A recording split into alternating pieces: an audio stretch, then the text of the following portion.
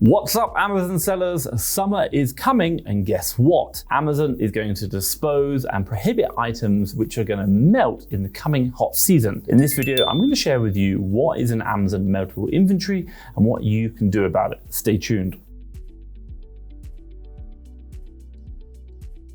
Right, if you don't know who I am, my name is Thomas Parkinson and I've been selling on Amazon now for the last 5 years. In the UK, I'm a 7-figure Amazon seller, check this out. And in the USA, we've recently done 6 figures, check this out. Now, hopefully in the near future, we're gonna be opening into another marketplace. And if you're interested in learning what I'm doing, how I'm doing it, and what I'm learning on my journey, then do make sure that you hit the subscribe button down below. First things first, number one, what is an Amazon meltable item? Okay, so on Amazon, they define a meltable product as anything which can't withstand either anything above 75 to 155 degrees Fahrenheit, which is basically 28.9 to 68.3 degrees C. What is really interesting is that I don't know why they've got an upper limit in their temperature, although I thought I'd just have the, should we say, maybe they just put the anything above this temperature is considered meltable. But quite simply, anything between those ranges that is going to melt is going to be classed as a meltable. And that is going to be a problem, so you've got to be mindful about those products. Now, quite simply, what products are considered as meltables? Well, if you think about them, they're going to be anything such as like chocolates, gummy bears, maybe jellies, waxes, anything kind of perishable. Now, just be mindful that they are considered meltable items within Amazon's business operations for the FBA program. So you might be asking the question, what do you need to know? Well, Amazon will basically stop fulfilling meltable items that are shipped and stored within their FBA warehouses between April the 15th to October the 15th. So there are 2 very important dates. So maybe you want to put them in your diary to make sure you're not having, should we say, items checked in between those dates, which are going to be classified as meltables. Now, for me, what I'm going to do is I'm going to drop a link down below of, should we say, Seller Central, which is going to obviously talk about this exact reference and obviously those two kind of temperatures. So you can check that for yourself. Okay, so today we're talking about meltable items, and I want to know, is there anything that you're selling that you're worried about? Maybe I can help you with your questions. Drop it in the comments down below. Let me know, even if you are selling meltables, it'd be great to see how many of our viewers are. Just let me know in the comments down below. Okay, so this leads me nicely onto my second chapter. Why does Amazon stop fulfilling meltable items? Well, Amazon cares about the customer experience, and this is one of the most important things for them as a result, if Amazon ships a product to a customer which is meltable, and during those time periods that they store it in their warehouse and it melts, what do you think is going to happen? What do you think the customer response is going to be? Not good. Now, probably these items are going to melt and it's not going to be of the same standard that should obviously be delivered to the customer as maybe the manufacturer wanted it to be. Now, quite simply, Amazon doesn't like this, so it pretty much bans or stops these products within Amazon's warehouses during that time period for a great customer feedback or great customer experience. Now, this leads me on to my third chapter. What should you do with your meltable inventory? So number one, you can reprice your items. You can reprice these meltable items, get them sold out. A lot of people are going to do this, clearing that stock down in the FBA warehouses before April the 15th. And if you want to know which, should we say, repricer tool I'm using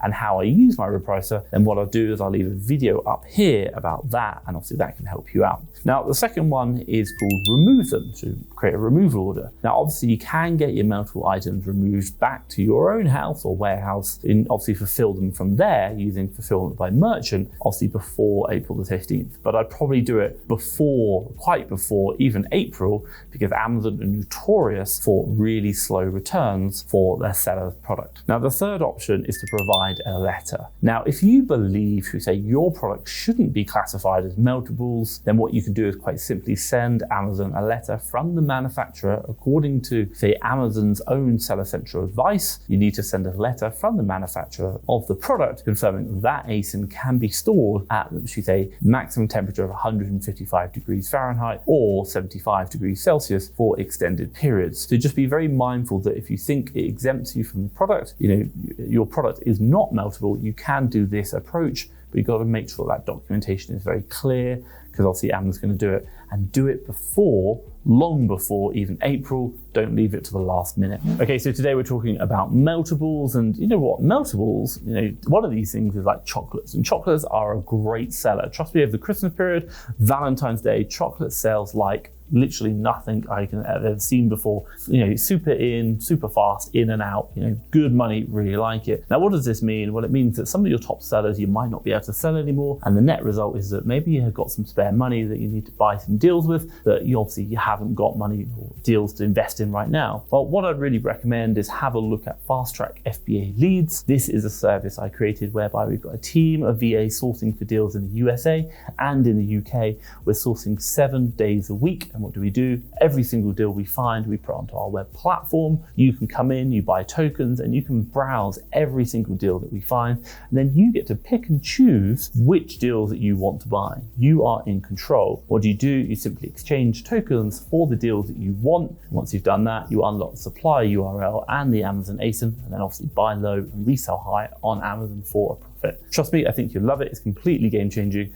I'll drop a link down below. Check it out. Okay, so this leads me nicely on to my 4th chapter. Now, this is top tips for you. So number 1, first things first, what I really recommend is obviously during this period, it's quite simply, don't source meltables. Of course, that is very obvious. You should not be sourcing meltable items that, when they ship in, Amazon are going to reject them or even destroy them. You've got to make sure that the products you're sourcing are not the kind of products that Amazon states as meltables, and to help you avoid any losses. Now, what I'll do is I'll drop a link down below for, again, of Amazon's advice in Seller Central about meltable items for you can see it as a reference when sourcing. Now, the second top tip is, based on experience, there are sellers, and I've seen this, and I'm not saying you should do it, but there are sellers who I've seen who are selling meltable items from, between April the 15th and October the 15th. Now, in my experience personally, we don't do it. Why? Because you are running the gauntlet, you are running the risk. Yes, Amazon might not destroy your stock. Yes, Amazon might accept more stock in, which we have seen into FBA warehouses. At the end of the day, if Amazon have a habit of they create a rule, they don't really enforce it, and then one day they enforce it, and they enforce it very heavily, and the net result could be that you have thousands of pounds, thousands of dollars tied up in meltable stock, and overnight Amazon just destroys it all because you are not complying with their rules. So just be very, very mindful. Yes, you might see other sellers doing it. Yes, you might be able to do it and you might get it working. It doesn't mean you should do it because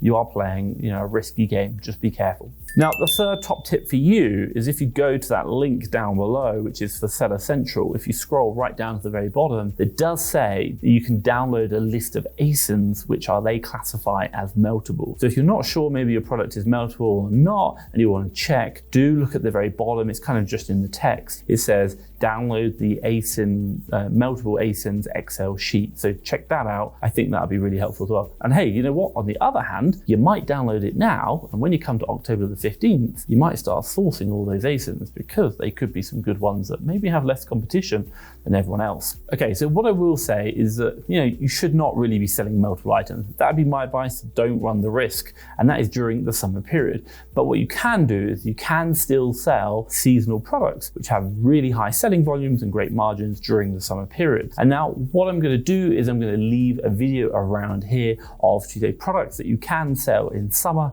that are going to really help you out. And I've seen lots of people making great money from these. Now, what I will say is hopefully you've liked this video. If you have, give me a big thumbs up. And hey, if you want to see more videos like this, make sure you hit the subscribe button down below. But for myself, Thomas Parkinson and FastTrackFBA, thank you very much.